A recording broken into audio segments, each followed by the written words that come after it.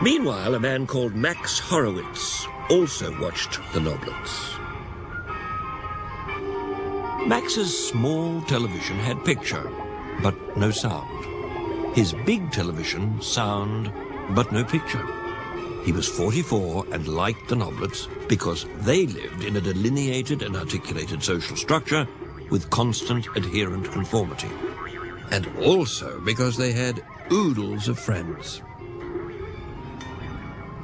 Max had trouble sleeping and had spent the night watching television and catching fish food.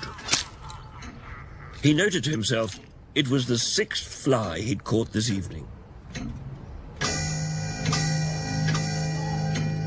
He wondered if he should go to bed and count sheep or have one more chocolate hot dog.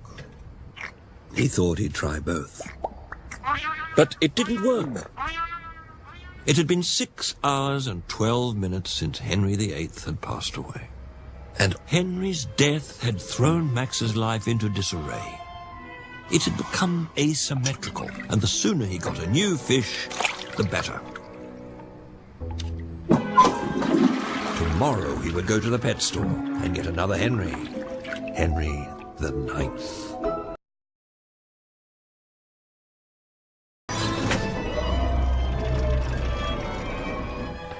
Max hated Thursdays, the day of his weekly Overeaters Anonymous meeting. And tonight, he'd felt especially unsettled because he'd eaten 2 chocolate hot dogs on his way there. Okay, class. Eating chocolate was breaking the rules. He'd found the night even more unbearable because of Marjorie Butterworth's strange glances. Max had trouble understanding non-verbal signals. Flirting was as foreign to him as jogging.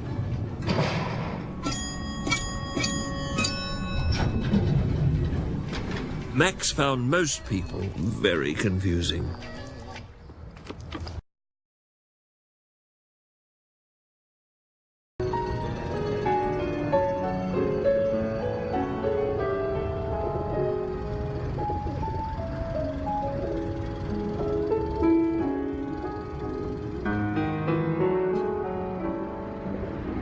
Dear Mary Daisy Dinkle, there's something I have to tell you, which will explain why I have not written.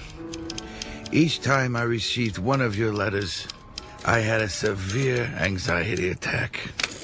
This is because recently, while I was in a mental institution, they diagnosed that I have a new thing called Asperger's syndrome, which is a neurobiological, pervasive, developmental disability.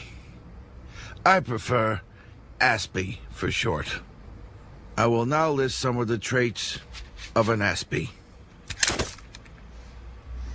Number 1, I find the world very confusing and chaotic because my mind is very literal and logical. 2, I have trouble understanding the expressions on people's faces.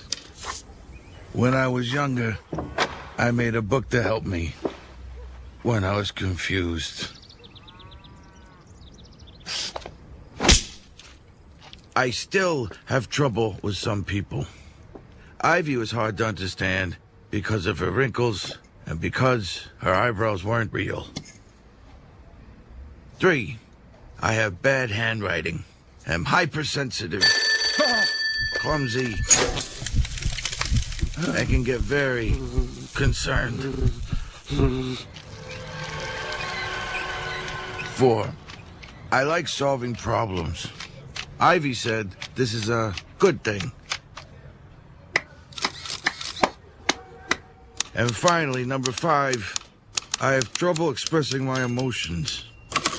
Dr. Bernard Hasselhoff says my brain is defective, but one day there will be a cure for my disability.